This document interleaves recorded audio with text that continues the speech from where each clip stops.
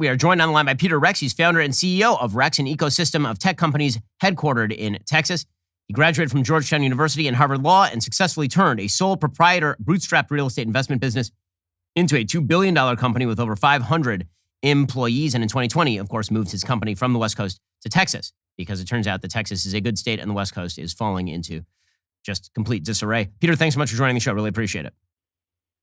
Ben, great to be here. So you have a new piece over at Daily Wire talking about what's happening at Disney and the fact that it is now coming for America. So we've been covering what's happening at Disney for a while here. But from your perspective, what happened at Disney? This is a company, it is bewildering to me that a company whose entire base is parents buying stuff for their kids is now going to war with parents over the question of whether their kids should be indoctrinated with the idea that boys should be boys and girls should be girls or vice versa. Yeah, I mean, Ben, look, I know you're a fan of Disney, and what I'll say is I'm also a fan of Disney as well. I've read 2 biographies on Walt Disney. I brought my kids to Disneyland in the past. I'm a big fan of it, and I'll tell you what, Walt Disney would not stand for this. In his time, the evil of his day was communism, and he stepped against it and stood against that.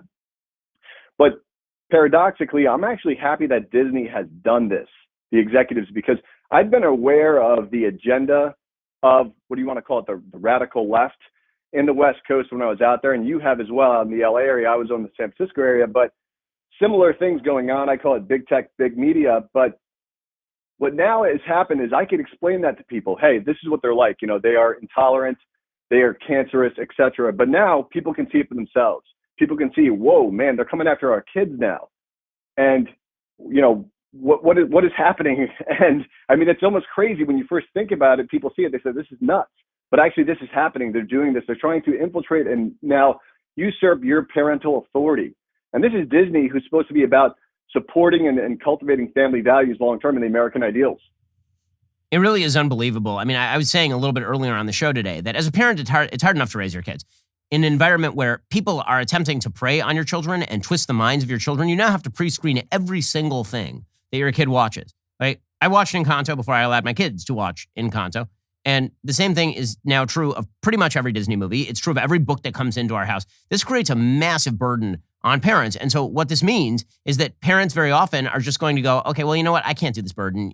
Whatever. I'll show my kids ththings and probably they won't notice it. If they do notice it, maybe they'll ask me a question about it. But the truth is that Disney has an agenda, and they are very clear about their agenda now. It's one thing for the Disney corporate bosses to say that they're going to mouth off about the Florida Parental Rights and Education Bill. It's a completely another thing to have them on tape, their top executives saying that they want to queer the messaging in the television shows they show to your 5-year-old. That is the insinuation of their politics into the actual content, which is a different thing from a corporation even taking a political position.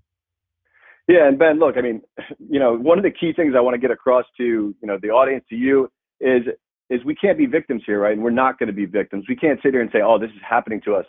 And, one of the best people out there that's actually doing something is you, Ben. What you're doing with the media platform and what you've done is amazing. And what I'm doing as well is, and I'm not being a hypocrite here. I'm all in. I'm building like crazy. I've got 10 technology companies, and I'm coming from the technology entrepreneurship side, building an alternative, something that is grounded in American ideals and about promoting human flourishing long term. So we can't be victims. We've got to do something. We've got to build. That is the answer long term. The answers are not going to be in government rearguard actions. We got to have those things happen, but we need technology entrepreneurship. We need media entrepreneurship, because in this disaster that we see here, it has to catalyze action in people of goodwill. And what it comes down to is it comes down to the power of the purse. We got to use our money and our means, our talent, and our time for those who are entrepreneurs to step up, to start building like crazy, for those with the power of the purse to consume goods from companies that are about American ideals, or at least are not cancerous companies. Because the common thread here, when you look at what's going on with Disney, and then you take a look at what happened with big tech before and what's been happening with the technology industry in general, as they're canceling people, they're manipulating news sources, they're basically influencing in a bad way elections, where they're manipulating news sources leading up to an election to essentially usurp the sovereignty of the American people and their ability to govern themselves. But what we're seeing here now is they're starting to usurp the American people's ability to govern their own family, to govern their kids, their parental rights. They're trying to cut underneath the parents and go right to the kids to manipulate the children. So at this point, I think we have a line in the sand. If people have been, people out there, a lot of people who are of Judeo-Christian principles, right? they tend to be busy with their, communities, doing good works, charity, whatever it might be, et cetera, right? Tilling their farm and doing their businesses, right? They're not the most obnoxious people. They're not out there making a lot of noise. But at this point, there's a line now in the stand because they're going after kids now. And I think that line now is going to cross, and it's going to be on the one side is going to be cowards who don't step up. And on the other side are those people who do the right thing and stand up to this. And that's what needs to happen. And that's for every listener. That's what I'm saying. What I'm saying to anybody who doesn't take a stand in their own areas, using their money, whatever it might be, using their time, using their voice. What I'm saying is they are a coward now, because that's where the line in the sand has come. So, Peter, the big question in all this is how this happened to Disney. They have 200,000 employees. It's a multi-billion-dollar company. When they had these walkouts over the Florida bill, that was like a few hundred people. It was a minority of a percentage point in terms of how many people were actually walking out of business. And yet the entire company immediately shifted in order to cater to these folks, which suggests that it really was sort of an inside-outside game, meaning the top executives wanted to move pretty openly in this direction, and they were just using a bunch of peons who were out there protesting as the excuse in order to do so. So do you really see this as like a problem at the top of the company? Is it a problem at the bottom of the company? Is it cowardice, or is it an actual malevolent force at the top of these companies that wants to move in this direction and they're just looking for an excuse to do so?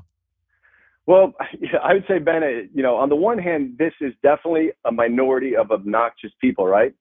So that's definitely true. There's no question about it. But this minority has a lot of power. This minority has a lot of power because they're coming out of elite universities that you and I went to. You went to Harvard Law School as well. So you've seen some of what gets baked into the DNA of how they think. And a lot of it's brainwashing. They're not being taught how to think. They're being taught how to believe whatever they're being taught. They're then coming out. They're landing in these positions, whether it's technology leadership companies or now media. And they have this agenda that they're pushing. But it's very unclear because they don't have principles. They don't have the 10 Commandments written in stone. So what are their principles? So I will then elaborate for them what their principles are. If you take a look at the principles, they certainly don't have principles of, do unto others as you would have them do unto you. They don't have those, right? Because they're willing to impose their will upon you to the point that they'll undercut you and go after your kids. And they'll usurp your ability to consume information to be informed about elections. They'll also deplatform you from technologies if you're pushing out ideas that they disagree with. So I mean that's where we're at, and it could be a minority. Doesn't really matter. And I would say it is a minority, as you had pointed out. But the way to stand up to this minority situation is we need the power of the people. We need people to start standing up and stepping up, and we need investors out there stand up with their cash as well. And we need entrepreneurs to stand up courageously and have backbone, because when we do, we will win.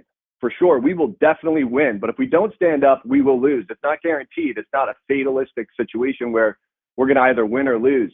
The decision's ours. We're not victims here, and we can win, and we will win if we start standing up.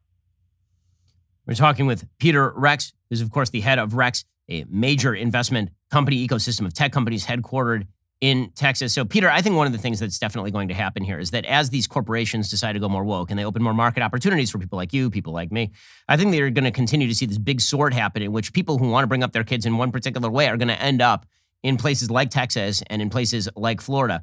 I think that the left thought that they were going to turn Texas purple. I think the opposite is happening right now. When you have Beto O'Rourke running for governor in Texas, wearing a shirt talking about how you have to stop bothering trans kids or whatever it is that he's pushing these days, that sort of stuff is not likely to realign Texas along kind of purplish lines. Florida has become a very red state now. Florida moved from a state that had a Democratic voter advantage of maybe 300,000 just 4 years ago to a state with a voter advantage for Republicans, registered voter advantage of over 100,000. I think that sort of thing is going to continue to pick up. The bluer states are going to get bluer. The redder states are going to get redder. And that does require us to ask the question as to what happens when the country almost looks irreconcilable in terms of the values it purports to hold. Well, I mean, it's a good question. I mean, but what I'd say is people talk about the parallel economy. Is that emerging? That's already here, right? We already have a parallel economy happening. It's going to continue to get bigger. As you point out, there's going to be a parallel media consumption as well happening, where you have two sides, one consuming a certain type of media and consuming goods and investing in types of things, and the other side consuming opposite things. But I think the difference here, and you can also call this the silent majority, which I think Ronald Reagan used to call it. But the difference now is this silent majority is dealing with the other parallel side, right? The other parallel side is a cancerous part of the culture. I think that's a key point I want to make is the These guys are cancerous, and a cancer, what does it do? It's destructive. It's violent. It tends to eat upon itself. So people of goodwill, people of peace that want to have peace and want to protect the very large umbrella of the American ideals that allows people of all faiths and positions, whether you're atheist, agnostic, Jewish, Catholic, Christian, to flourish here as long as you abide by these certain principles that we have in America. And that's an amazing, beautiful experiment, right, that we've done, and it's been successful. And it's been great for my family, for your family. But as we look forward, that is at danger of being lost. And we have to fight against these forces. And these are evil forces. And I'm not trying to be, overstate my position here. These are evil forces, and they are forces that are destructive. They're cancerous. They eat upon itself. Now, they're self-destructive in the long run, but in the meantime, they will destroy the goodness of the American system, the goodness of the free world, as they attack free speech, as now they start to attack parental rights and usurp people's ultimately usurping their freedom. That is Peter Rex. You can go check out his work over at Daily Wire, among other places. Peter, thanks so much for the time. Really appreciate it. Ben, thanks a lot. Appreciate it.